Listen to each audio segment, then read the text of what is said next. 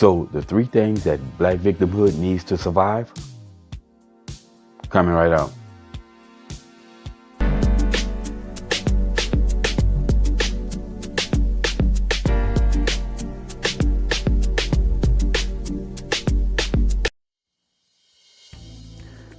What's up, y'all? Welcome back to Common Sense Logic Reason. And as always, I want to say thank y'all for joining me today. So Fire, the faithful servant and the fearful master it is, has been serving human beings and benefiting human beings for thousands of years.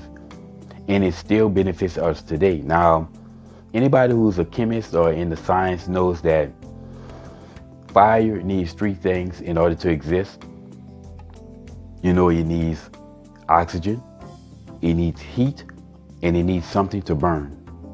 It needs all three of those to exist. You take away one out of the equation and fire just simply can't exist. Well, black victimhood is similar to fire in that way, in that it needs three things to exist. And if you take away any one of those three things, black victimhood, it just falls apart. It can't survive without all three of those components. Now, the first component that black victimhood needs, and I've talked about all three of these components all the time. The first component is group collective oppression. You know, this idea of if something happens to a black person somewhere, it happens to all black people, doesn't matter when or where. It could happen last week, it could happen 100, 200, 300 years ago. They're going to say, you know, us with this we, us nonsense, we, us, we. You know, we were enslaved. We built the pyramid. We are the original man. That nonsense like that. And of course, it's only when it's convenient, because then as soon as the we becomes inconvenient, then they don't want to hear the we anymore. When you say that we are violent as black people because we're 13% of the population responsible for half of the murders, we are violent. Well, it ain't all. You say black females are ghetto and ratchet. Well, it ain't all. So again, they like to pick and choose the we. And they love the we, us. They love to pick and choose when it's convenient. Now, the second component is historical crime. Again, this is an example of racist rhetoric. You know, black folks love living through the past. They have to, as I always say, use the past to fuel their race anger of today. But the reason why they have to run through the past is because back then we can point to a system that was against black people. We can actually point to the laws that were against black people. Okay, the laws existed back then, even though black people persevered in spite of the laws, but they existed. We can point to it back then, but there are no laws existing today. There's no system today that's stopping any black person. So they have to constantly keep running back to the past to be victims today. Now, the third component if this is end result thinking, again, another example of racist rhetoric. And this is black people assuming any disparity in society is racism. Now, they never show that the disparity exists because of racism. They just see any disparity, any area in society in which black people are not equal to or on par with a white person. And they just automatically assume that the disparity exists because of racism. And that's pretty much what end result thinking is.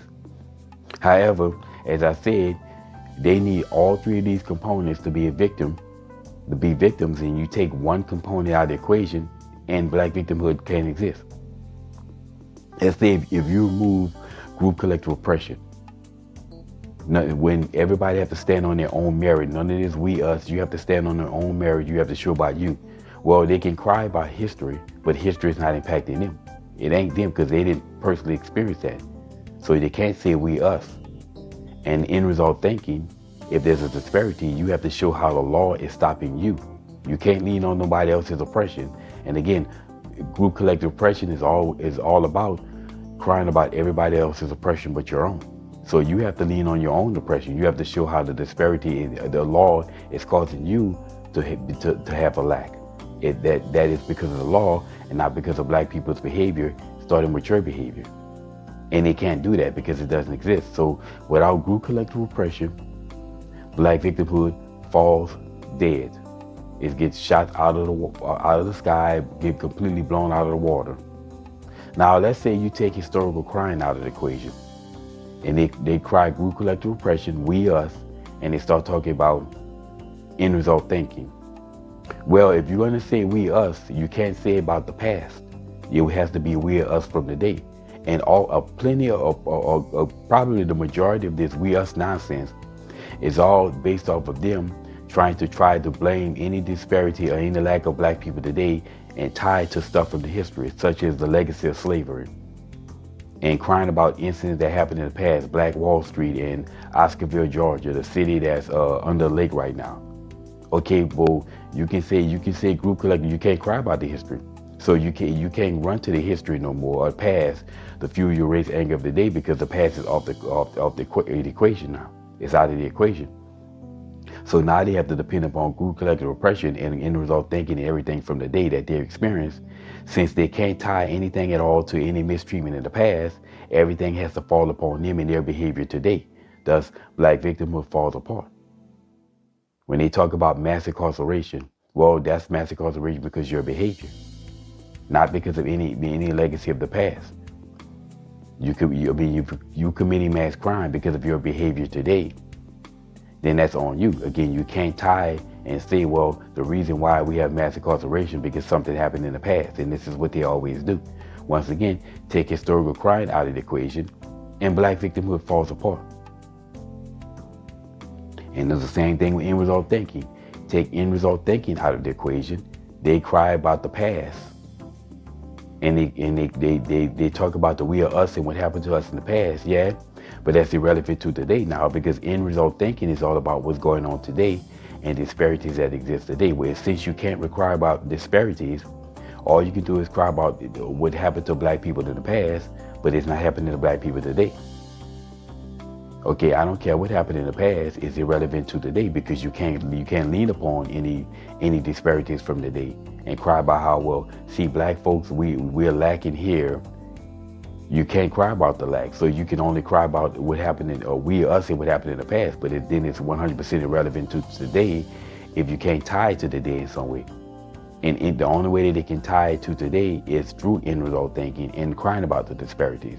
So once again, black victimhood falls apart. And again, that's why I always say, you never allow group collective oppression.